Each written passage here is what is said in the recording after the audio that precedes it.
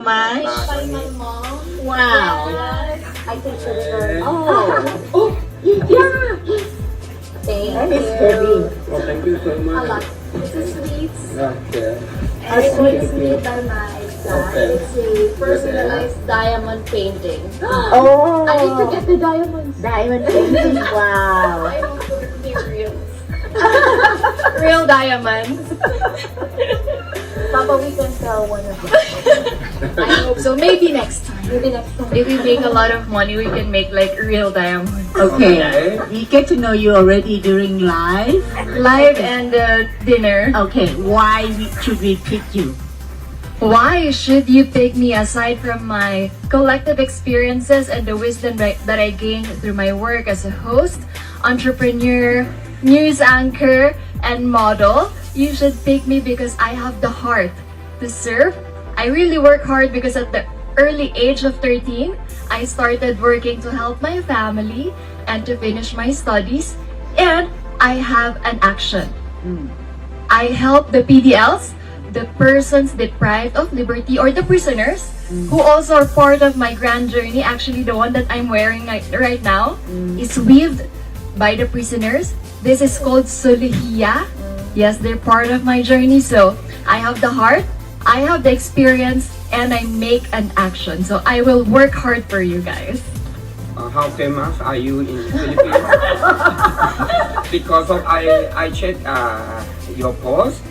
Some post is not many past like, some is a lot. So how can you make sure you are famous? Oh, okay. I will make something. Yes, we'll make a lot more. Not only the Filipino fans, but international fans. You know, I am really grateful that the Filipino fans are really supportive, not just on my posts, but they message me every day because I do a morning show in the Philippines, and after that, I also do news anchor at night, and sometimes after that, I also host an event or pageant. So, how famous am I? Maybe.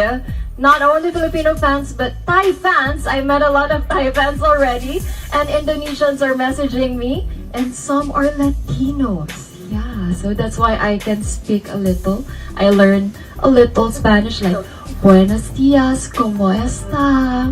Which is gracias. But if I'll work with you guys, we'll make more a lot number. Not just in following, but in money.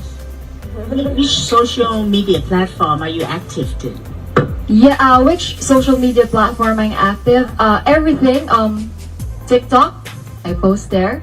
Instagram, I post every day, not just once. And Facebook. Actually, before I went here, before I prepare for this interview, I saw the news that the Philippines, especially the southern part, Mindanao part, experienced magnitude 7.4 earthquake. So I'm asking for your prayers also for the safety of my fellow Filipinos. What else? What else? No, it's okay. If you want. Favorite I'm checking the Your favorite question? favorite question. favorite first. You ask your sister Queen. I asked. You ask your sister Queen. Okay.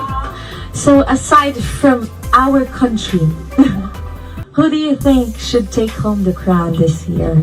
It's a favorite question.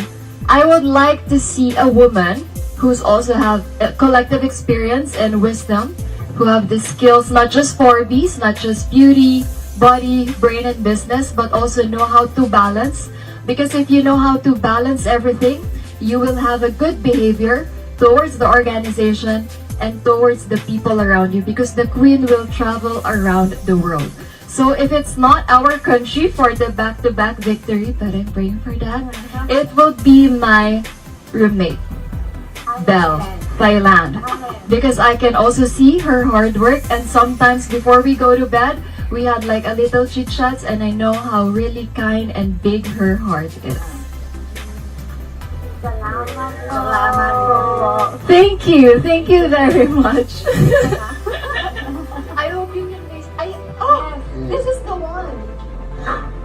Oh, this is the one. From you. This is it. Salamat. Okay. Salamat po. Good. Yes. Everybody. Thank you. Next week. So mga kapolitika, inyo pong napanood at narinig itong closed door interview ni Emma Tiglao ngayon dito sa Miss Grand International 2025 dahil ngayong araw po October 10 ang schedule ng kanilang closed door interview dito together with the other candidates. So inyong napanood at narinig at magbibigay tayo ng reaksyon mga kapolitika dito sa naging pag-uusap nila Emma Tiglao at the same time itong mga judges, especially itong si Nawat at si Teresa.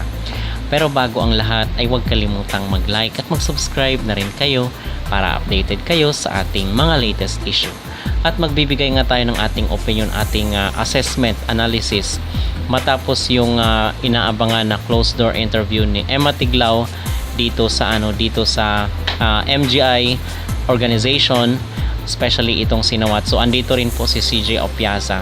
So kita po natin na kung saan ay nagbigay ng mga regalo itong si Emma Tiglao dito sa kay Nawat, kay Teresa at kay CJ Opiasa, kasi parang ito na yung trend dito sa Miss Grand International. Kinakailangan mong mapalapit ang yung loob, especially dito kay Nawat. So nagbigay itong si Emma Tiglao kasi nga kinakailangan ma-please itong may-ari ng organization.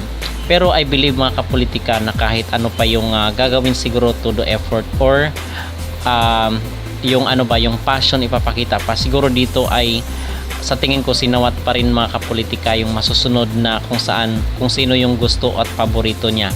Pero dapat hindi niya ibaliwalain or ignore yung effort ng tao, yung passion na kung saan ay ma-appreciate niya yung effort ng candidate na gustong magtrabaho dito sa kanilang organization. Kasi nga kung meron silang gusto pero hindi naman pala willing yun mag-work, so parang bias naman or unfair naman doon sa mga candidate or sa mga representative, sa mga babaeng nag-effort, pinakita yung hard work nila, yung passion, yung dedication, yung enthusiasm nila na magtrabaho dito sa organization, tapos hindi pala sila mapili. So useless yung kanilang advocacy na kung saan is kinakailangan daw ipakita sa kanila na willing ka talaga mag-work dito sa kanilang business. So ito ay sa tingin ko yung pinapakita ni Emma Tiglao ay sign na ito na gustong gusto niya yung trabaho, yung commitment at yung goal niya dito, of course, sa Miss Grand International. So yun ang yung passion andun mga kapolitika, yung passion. Now dito naman tayo magbibigay ng ating insights sa kanyang mga naging sagot, kasi tinanong nga siya, di ba, yung kanyang social media account engagement. Kasi kita naman dito sa post ng Miss Grand International na pag post ni Emma Tiglao, yung mga pictures, yung mga videos niya ay nagtitrending talaga at meron ngang mga hundreds of thousands reactions. So it means kung gaano siya kalakas sa social media. Pero I believe na yung hinahanap din kasi ng Miss Grand International ay yung personal mo na social media account, kinakailangan na malawak. So I believe doon sa kanyang Instagram is naka 250,000 likes or followers siya doon. Dito sa sa Facebook nasa 150 lang. So medyo mahina siya dito sa ibang social media platform. Now, bakit natin ito pinag-usapan mga kapolitika? Kasi business-minded nga itong sinawat. Gusto niyang dumami yung followers niya dito sa kanyang mga social media, kasi dito na nga yung real battle ngayon pagdating sa engagement. Wala na yung old-fashioned na mainstream media. So, kinakailangan pa talagang pagtrabahuin ni Emma Tiglao with the support of our kababayans, na kinakailangan mag-follow po tayo dito sa kanyang mga social media account kasi chinecheck daw ito ng organization. So, may narinig tayo na itong si Guatemala daw is malakas daw sa social media, which I believe na siya talaga ang pinakamatinik na mga kalaban ni Emma Tiglao. So, yung social media daw ni Guatemala ay siya daw yung talk of the town doon sa kanilang bansa. At ang sabi pa nga ay mas sikat pa daw doon yung Miss Grand, kung kaya ngayon sa mga hot pick, sa mga botohan ay nangingibabaw itong si Guatemala dahil malakas siya doon sa kailang bansa, at most especially yung kailang social media account na masikat pa daw siya sa Miss Universe. So yun mga kapolitika, at I believe na nagustuhan daw itong ginawat si Guatemala. Yun yung mga usap-usapan, mga insider na mga napanood natin dito sa Latin community, kasi nag-argue din sila na gusto nila si Ecuador, gusto nila si Mexico, si Venezuela. So yun ang mga argument dito sa social media. Pero ang apple of the eye daw talaga ngayon ni Nawat ay itong si Guatemala, kasi malakas daw ito dito sa sa social media platform. So dito sa naging sagot ni Emma Tiglao, medyo hindi ako ganoon ka-convinced politika. Yung aking honest opinion dito sa kanyang mga naging sagutan is hindi ako ganoon ka-convinced, most especially doon sa pagsagot sa social media niya, na kung saan ay tinanong siya dito sa kanyang mga followers. So hindi ako ganoon ka-convinced dito sa kanyang nagsagot. Siguro ang magandang rebuttal doon ni Emma Tiglao is that matagal kasi siyang nagpahinga sa beauty pageant kasi nag-focus siya dito sa kanyang trabaho. So hindi siya ganoon na nakita sa limelight, kumbaga. Okay? So yun yung dapat niyang sinagot para naman malaman ng kasi chine-check nga yan ng organization, di ba? So para malaman ng organization kung bakit hindi ganoon karami yung kanyang followers kasi nag-focus siya sa trabaho. So at least man lang is ma-inform sila kung, kasi anchor nga ito, di ba? So ma-inform sila kung bakit hindi siya ganoon ka-engaging sa social media kasi nag-focus siya sa kanyang trabaho. Okay? At yun po ang ating update kay Emma Tiglao ngayong araw, October 10, 2025. So kung kayo po ang tatanungin mga kapolitika, ano po ang inyong mag-reaction dito sa naging sagot ni Emma Tiglao sa closed door interview? Mag-comment down below at huwag kalimutang mag-like at mag-subscribe na rin kayo para updated kayo sa ating mga latest issue.